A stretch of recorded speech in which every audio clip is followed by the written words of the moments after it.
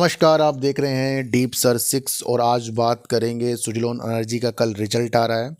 और अल्ट्राटेक जो है भैया किसी अधिग्रहण में लगी पड़ी है कि वो अपने साथ एक कंपनी का अधिग्रहण करने जा रही है।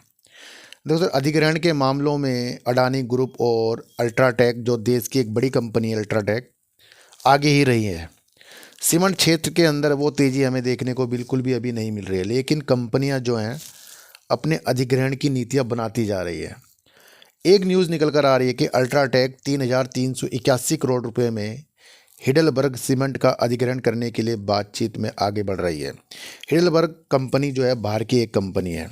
अच्छा, इससे पहले आदित्य बिरला समूह की अल्ट्राटेक सीमेंट ने 2024 में इंडिया सीमेंट में 55.49% की हिस्सेदारी और स्टार सीमेंट में 8.69% की हिस्सेदारी 851 करोड़ रुपए में भी हासिल की है।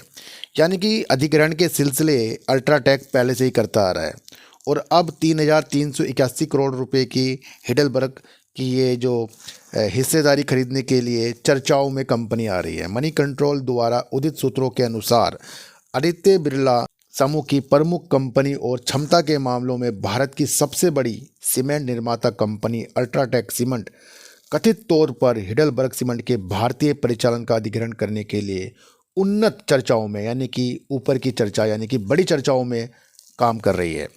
इस सौदे में हिडलबर्ग मटेरियल्स ग्रुप की हिडलबर्ग सीमेंट इंडियन लिमिटेड में 69.39% हिस्सेदारी शामिल हो सकती है, जिसका मूल्य अगर हम देखें 24 जनवरी के समापन मूल्य के आधार पर 3,381 करोड़ रुपए है। और अगर यह अधिग्रहण होता है तो भैया इससे अपनी स्थितियां अल्ट्राटेक ज़्यादा बढ़ा लेगी।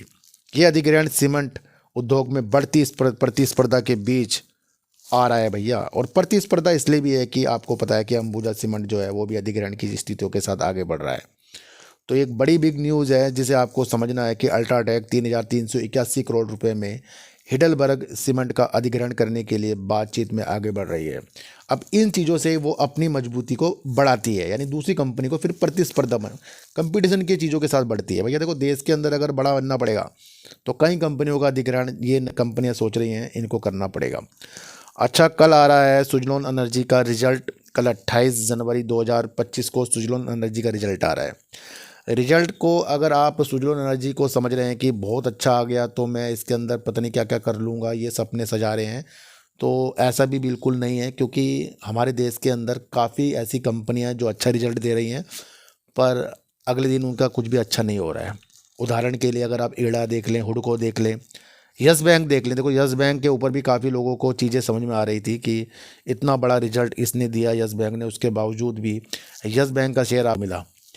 वो सारी रणनीतियाँ हैं कि यस बैंक के अंदर अभी काफ़ी काम होना है भैया, अभी काफ़ी काम होना है।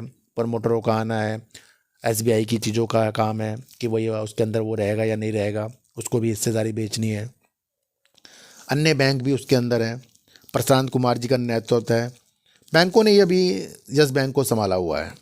पर पूर्णतः यस बैंक जब अपने पैरों में खड़ा होगा, जब ये सारी की सारी कमान, ये जो इसके अंदर बैंक है जितने भी जो भी हैं, वो कुछ अपनी चीज़ें यस बैंक को पूर्णतः सौंपें, क्योंकि अभी भी उनकी हिस्सेदारी काफ़ी इस बैंक के अंदर है।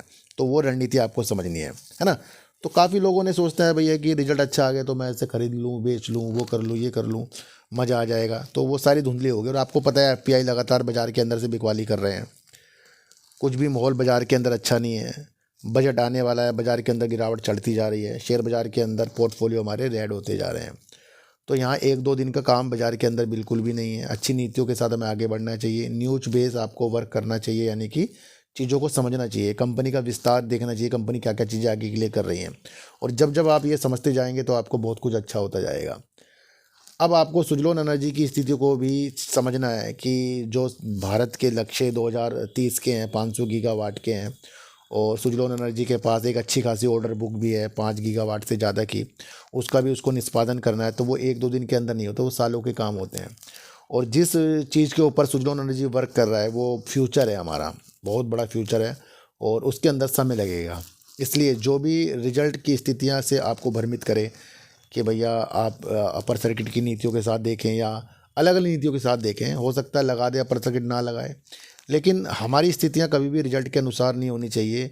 हमें रिजल्ट को समझना चाहिए कि साल में जब 4 बार रिजल्ट आता है, तो ग्रोथ के अनुसार वो फ्यूचर क्या दिखा रहा है। तो जो लोग फ्यूचर को देखते हैं, वो लोग रिजल्ट के भांति खुश और दुखी कभी नहीं होंगे। और जो कंपनी अच्छा वर्क करती है, उसको समझना पड़ता है। तो रिजल्ट एक चीज़ होती है कि कंपनी अच्छा वर्क कर रही है, नहीं कर रही है। ये नहीं होता कि शेयर बाज़ार के अंदर वो शेयर टॉप पे दिखेगा, नहीं दिखेगा ना। रिजल्ट से ये नहीं आकलन होता। रिजल्ट से आकलन होता है कि उसका फ्यूचर कैसा है, उसकी कंपनी कैसी है। तो कभी भी शेयर प्राइस की चीज़ों के साथ दौड़ना बंद करें।